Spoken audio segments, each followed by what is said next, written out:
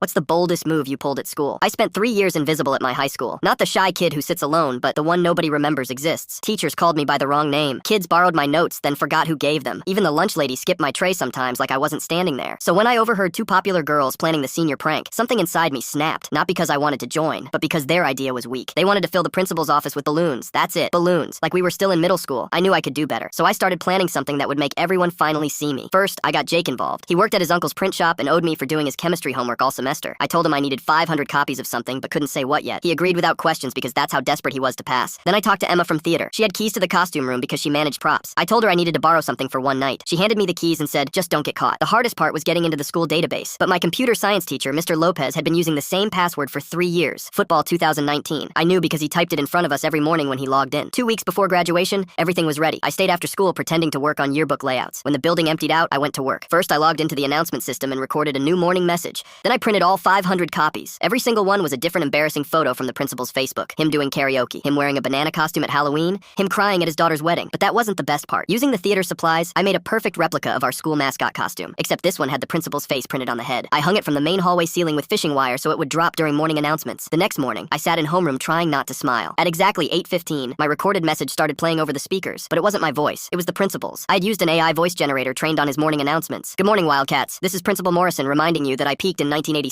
and haven't had an original thought since. Please enjoy these photos of me trying to stay relevant. Then the slideshow started on every smartboard in the building. 500 different photos cycling through. The mascot dropped from the ceiling right as students flooded the hallway. Everyone was filming, screaming, laughing so hard they couldn't breathe. But here's where I messed up. I forgot about one thing. Metadata. Every printed photo had tiny text at the bottom showing when and where it was printed. Jake's uncle's shop. The timestamp matched exactly when I was supposedly at yearbook. They called me to the office before lunch. Principal Morrison sat there surrounded by his photos, looking smaller than I'd ever seen him. But instead of yelling, he asked me one question. Why? I told him the truth. 3 years of being invisible. 3 years of everyone treating me like furniture. I wanted one day where people knew I existed. He leaned back and stared at me for the longest time. Then he did something I'll never forget. He laughed. Not angry laughing, real laughing. He said in 30 years, nobody had ever put that much effort into embarrassing him. He was almost impressed. I got suspended for the last week of school. Missed graduation ceremony. But it didn't matter because overnight I became a legend. Kids I'd never talked to added me on Instagram. Someone made a TikTok that got 2 million views. Even teachers nodded at me with this weird respect. Jake never snitched about helping. Emma kept quiet about the keys. Mr. Lopez changed his password to football 2023. My mom had to pick up my diploma from the office. When she handed it to me, she shook her head but smiled. She said at least now when people talk about the class of 2023, they'll remember someone was there. The principal retired that summer. At his farewell speech, he thanked everyone except, and I quote, the unnamed student who reminded me why I originally became a teacher, to deal with creative troublemakers who refused to be ordinary. I started college with a reputation before I even arrived. Someone's older brother recognized my name during orientation. He bought me lunch just to hear the whole story. For the first time in my life, I wasn't invisible. I was the kid who broke the principal.